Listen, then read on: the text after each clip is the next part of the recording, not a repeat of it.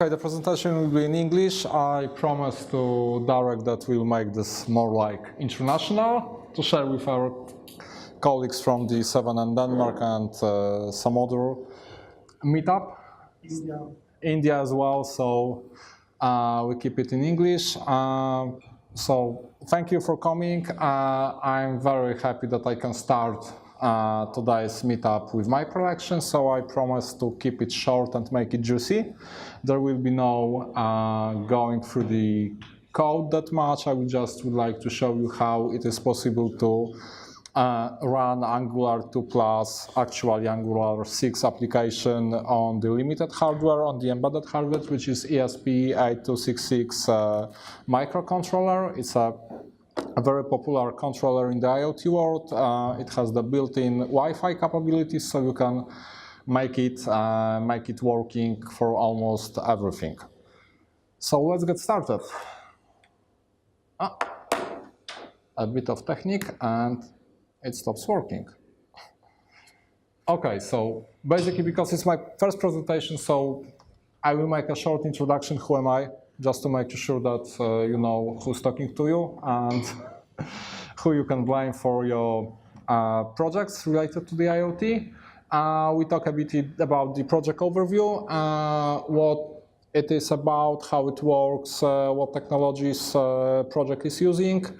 I will show you how to prepare Angular2 plus application for the limited hardware, which is quite tricky thing, but it's possible to do. I will show you also how to serve the Angular2 plus application from the ESP8266 microcontroller. And yeah, we make it plug and play. So we make it auto-configuring in our environment. I will show you also how to make a basic web API. It's a regular, it's not a REST API, but it's a regular HTTP web API served from our hardware, so it will be working. And I will partially show you how to make how to drive a light switch using the microcontroller. Actually, in our presentation, for the safety reason, we just switched from driving the regular desk lamp to LED diode, which is more safe because it's not involve regular socket power supply. So let's move on. Who am I? I'm the IT consultant working for our sponsoring company, which is 7N, these guys. I'm 50 years in business, doing a lot of stuff. Right now I'm the, let's say, full stack developer with experience in Angular application, with experience in Azure and Docker. I focus mostly on the cloud solutions for the enterprise customers, which I have thanks to the 7N company. And privately, I'm doing the building custom bikes, traveling, doing some off-road. So if you meet a guy on the strange bike, a loud bike in the city in Warsaw, it's probably me. So let's move on.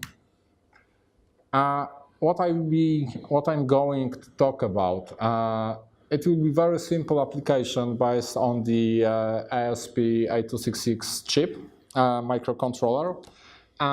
Actually, I show you how to make this controller working in practically any Wi-Fi network with the nice configuration portal.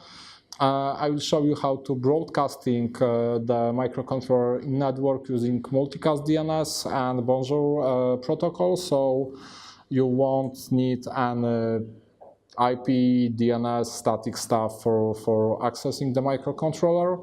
And I'll show you how to upload the application made in the Angular2 plus to the microcontroller and serve it from it and make it accessible from practically any device you can have connected to your home network or corporate network, depends where you would like to deploy the solution. So before we move to the next step, I would like to show you one little thing, which is the application itself. Let's move it on the widescreen. I think I need to stop the presentation for a while. Sorry guys, it's Mac stuff and it's not working. Okay.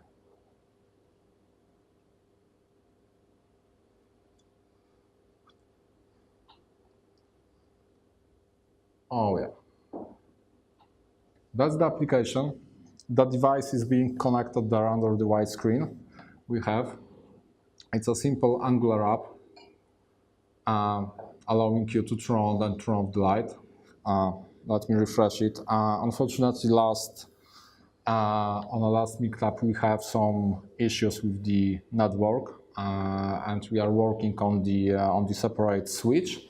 If you would like to play with it, it's a IoT local network details on the whiteboard. You can connect to the test of the network with the password and access the light switch with the light switch.local URL. It's a multicast URL. Unfortunately, our hardware is not that fast. So in the meanwhile, before it pops up, I probably go through the next slide and let it work a bit.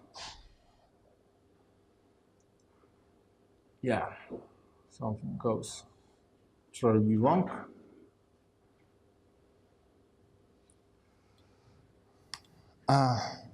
So yeah, sorry for the, I just want to make the nice demo how it's working, so we just need to wait to the end of the presentation, but I will quickly go through this, how this application, this Angular application is loaded to the microcontroller, what are the problems you may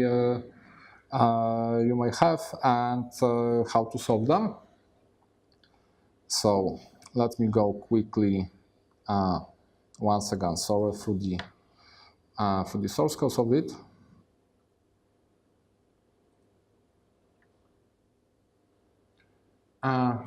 Okay, let's close this one. As you can see, this is regular C++ piece of code. It's, as you can see, it's 122 lines, not that much stuff, some commands, and this is the firmware for the microcontroller. But right now, let's look into the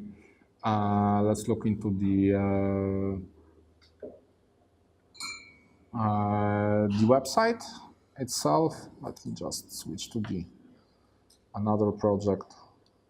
Wow. Oh, don't want to open Windows. Sorry for that. Yeah, this is the project. You can access the project on the GitHub. At the end of the presentation, there will be a link to my GitHub profile with the repository, so every one of you can download it, access, and play a bit with this. As you can see, this is a standard Angular application made with the Angular CLI, so no black magic here. It's a simple application having one app component displaying the app light bulb component. The light bulb component is a simple, very simple thing. It contains the nice SVG image, some little text instruction, and the simple controller behind it. Application is very simple. It's getting the status of our light switch from the web API request. Depends on the states it's setting up information. Yeah. Yeah, sure, of course. Oh, let me. Hope you can see it right now better. Oh, you're welcome. Sorry. So application is it has few functions. One of them is, as I said, it's getting the state of this light switch. If it's turned on or turned off, it's accessing everything. This is hard coded, so it's not let's say real life application. So if you would like to make it more more deployable or more error-prone, you probably provide some configuration for it. For the purpose of this presentation, everything here, especially the URLs, are hard-coded, just to keep it simple, and shows you how it is possible to achieve the goal of running Angular application on the limited hardware. So as you can see, the application gets status from the microcontroller. It's a kind of the heartbeat function. It's executed every 1.5 seconds just to avoid overloading the hardware. It's not a very fast stuff, and depends on the JSON result. It sets the icon status to on or off. It also allows us to switch state of the light switch of the controller. Basically, the API is very simple. It has two endpoints on and off, depending on the current state of the application. We just sending on or off requests to our hardware, which is respond to it, and yeah, some helper for to make it looks a little bit better, and depends on the hour state. It shows the nice info what to do to make the light bulb on off. And actually, that's all about the application itself.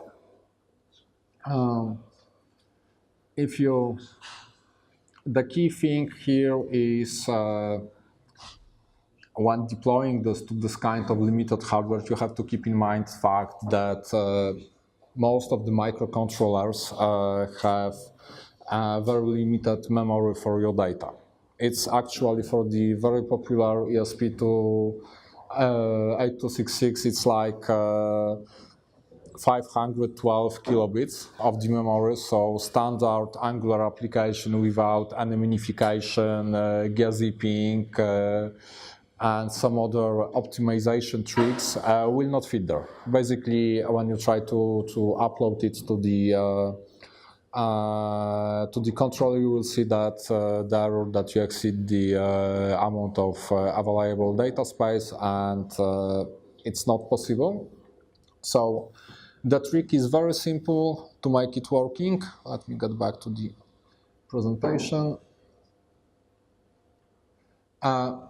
Trick to make it, it's quite simple. First of all, we need to remove the hashes from the file names, which is usually automatically generated when you build the ng CLI application. Unfortunately, for the Arduino flat file system, the file name length is limited to 30 characters, including the extension. So standard hash set added to any file will exceed this limit, so it won't be possible to upload the file. Everything has to be gzipped to save some space, including JS and the CSS files. And actually, that's all you have to remember when building the application for the limited hardware, like this microcontroller. Of course, it requires some little tricks on the hardware, on the ESP chipset to serve that application, especially when we running into serving gzipped files, because the browser asking for the regular JS file, we serving the gzipped one. We have to add some special headers, so you can see it on the next slide. I will show you how it looks in the code in a moment.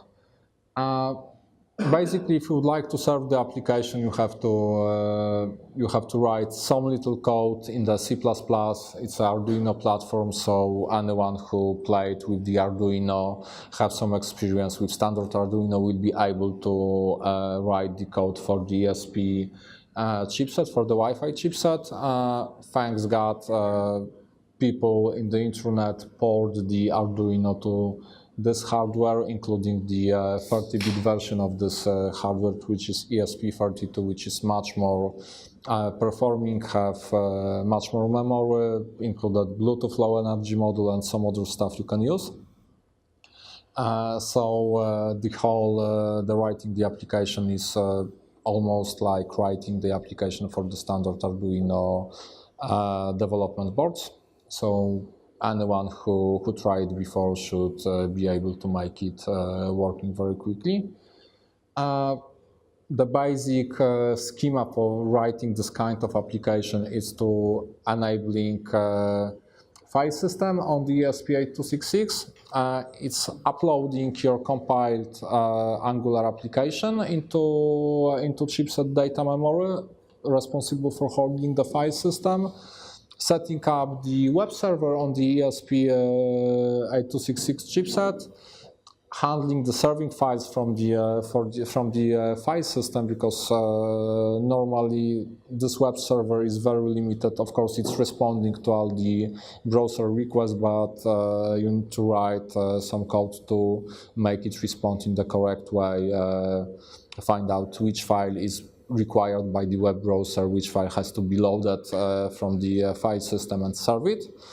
And of course, when we're playing with the gzipped content, we have to add headers for the browser to let browser know how to handle the compressed content. Actually, I can show you in the code how it looks like. As I said, the whole application. I close this one. I'm sorry, guys. I think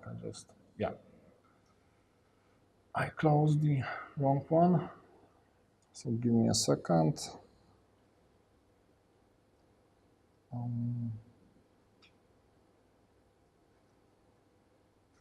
Open workspace. This is the right one. Yeah.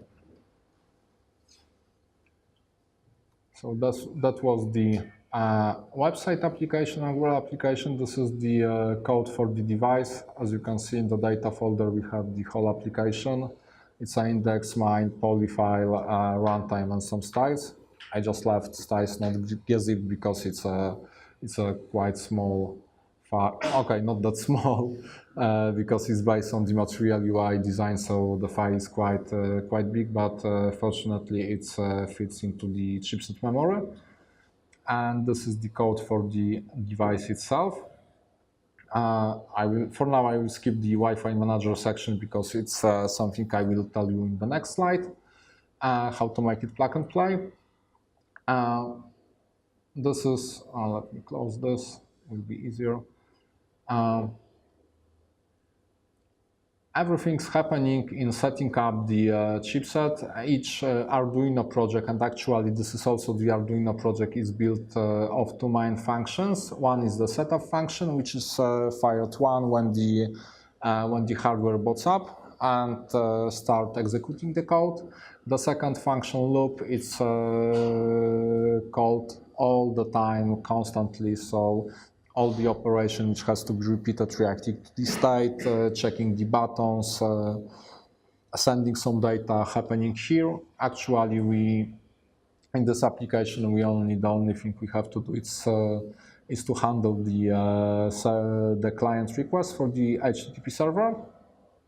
And yeah, this is how it looks like. We have standard ESP8266 web server. Class working on the port 80, so it's a standard web server port. It has some predefined configurations or handler methods for the incoming request. If you remember, in the Angular application, the Angular application called three endpoints. One was the state, which retrieves the actual state of the switch. The other endpoints was to on and off the switch itself. So we have to handle the request on the server side in the programmatical way. We have to create the functions which handle the requests. Tell to the server what kind of the HTTP verb is and what should happen when the browser hit the address on the server. Quite important thing, course, which can be defined in the neck. This web server, it does not include, does not add any headers, so the course headers should be added. Otherwise, if you try to access it from the remote device like mobile phone or the computer, it may happen that, or testing locally, it may happen that it won't work due to the course stuff. So we're just adding the course headers, allowing everyone to access it. And yeah, this is a function where the whole magic about the serving application happens. If a web browser asks for the any file which does not fit one of the predefined endpoints, it fires not found handler on the web server, and if when we are in the not found handler, we try to serve file. We try to serve code file, gzipped file from the file system on the chipset. And this is how the function looks like. It's quite simple, not that much magical. Let's say it's simply checking for the requested file. It's also checking if the file exists with the gz extension, which is stands for the gzipped files. If yes, it tries to load the gzipped version of the file and stream it to the browser with the proper content type. The content type is being retrieved based on the file name. It's a standard set of the content types. This application uses only HTML, CSS, and yeah, for the gzip, the compressed content type. Without adding these headers, browser will, at least Chrome is too stupid and won't load files correctly, so you won't see your application. Probably you will see only the HTML file with some styling, but the your Angular code, which is gzipped, won't load properly. So as you can see, the application itself is very simple. It has only a few lines of code in terms of the modern programming. 141 lines of code. It's nothing, especially that include section is quite a big. The idea is to set up the web server, handle the request for the particular URLs, for anything what does not fit to the URL. We're trying to serve the file from the file system, where we're having the uploaded Angular application, which is gzipped, uglified, and without the hashes in the file's names, just to fit to the file system limitations. So let me move on.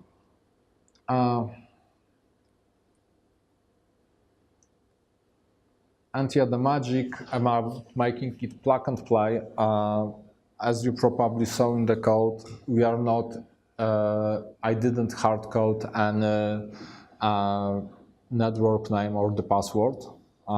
If you hard code anything like that in your code, it makes it let's say strictly bound to your environment. If you're deploying this kind of applications at your home or known place, it's probably not an issue because you're not changing your home network name too often or the password too often. But it might happen that if something changes, you need to upload the updated code with the hard-coded credentials for the Wi-Fi to your application to make it working back.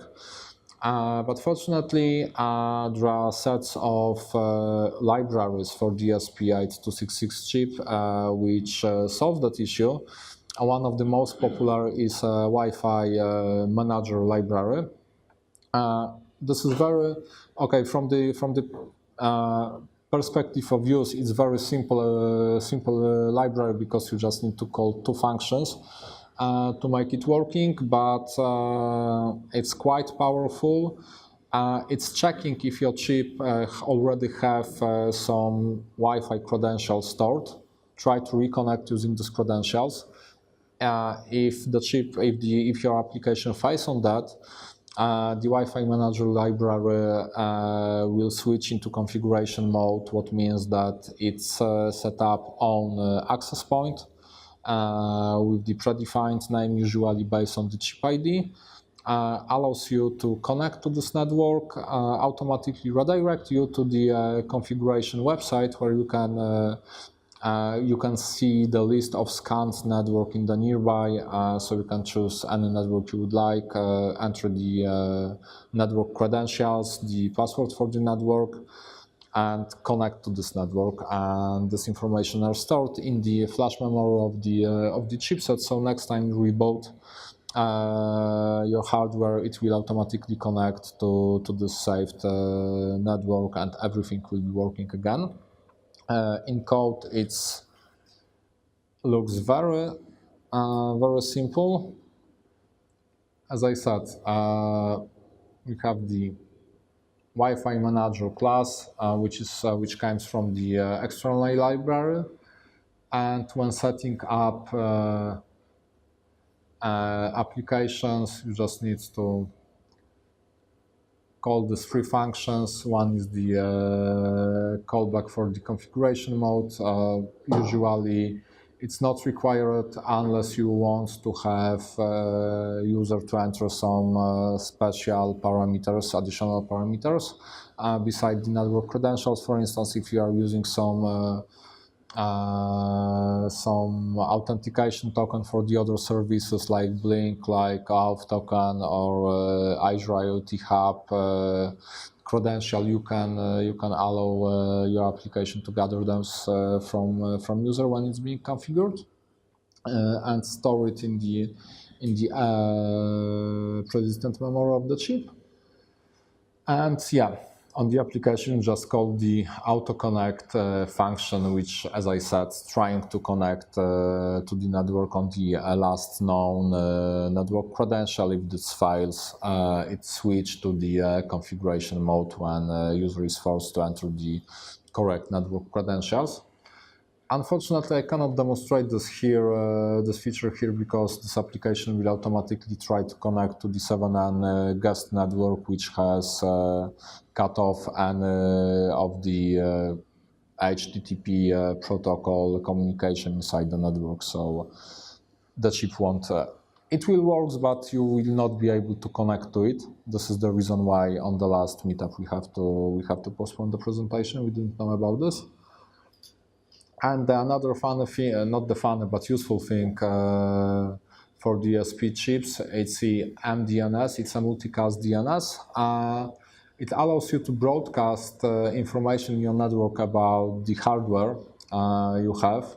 Actually, it's broadcasting the address, the local address of the hardware under the light-switch .local URL. So if you connect to this IoT test network, you should be able to access this website under URL http light-switch.local. You don't need to know the IP address. Simply enter the name, domain name of the switch, and it should find it out. At least Mac has no problems with it because it's natively supported by the Bonjour protocol. Windows usually also works. I know that some Android phones may have some problems with this, but probably it will be solved by Android. It's not an issue with the chipset itself, it's an issue with the implementation of the protocol on the Android. So this is how the whole code looks like: the website application, the Angular application, the device code, which is responsible for the for serving stuff, and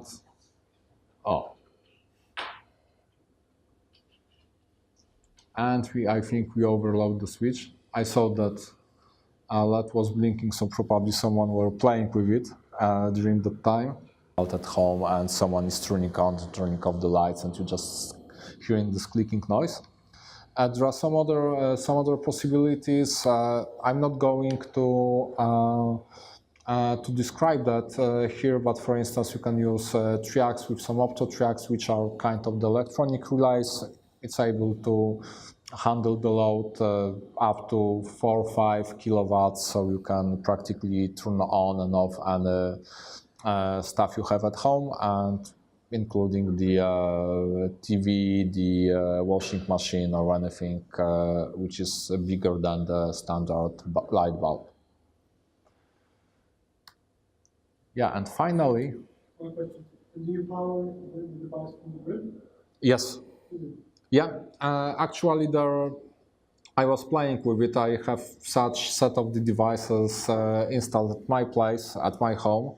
I found that there are some nice, quite mini AC/DC converters which are size of a coin and provides enough power to make the stuff working, this little controllers working, and it nicely fits to the PCB layout. You can hide behind, you can put behind the your wall switch for the lights. So. And how much power is that? From this converter, yeah. It's like 500 milliamperes up to 1 ampere of the current with the voltage of the 5 volts. So it's fair enough, especially that all this micro hardware, this ESP chips working in the 3.3 voltage. So it's designed as a low energy stuff, so you can empower them with this AC/DC converter without any problems. And yeah, let them using some triacs and opto-triacs for the optical separation from the power grid, turn on and off practically anything at your home. I suggest, if you would like to play with this, I suggest starting with the lights, because it's easiest things to do, and it's pretty convenient if you could go to bed and turn off the lights, all of the lights with the single click from your mobile phone.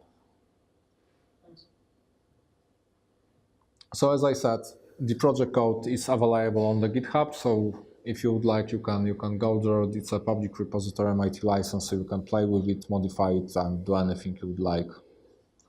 Try to connect this device with Azure, for example? Yes, it works perfectly fine with the Azure IoT Hub.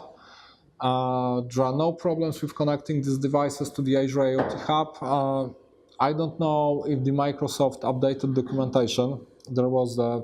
But you used Azure APK for C? Or something else? To connect?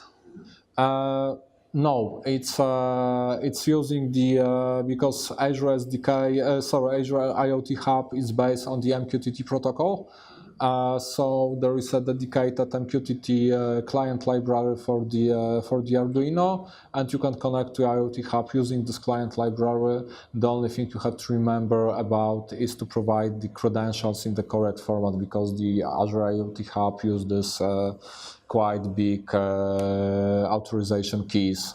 And as far as I know, 1 year ago or 1.5 years ago, it wasn't well described in the documentation, in the official documentation. There was a mistake in the documentation, so it was not possible to connect with the regular MQTT clients to the Azure IoT Hub. I hope the Microsoft fixed that issue during this time, so it shouldn't be a problem.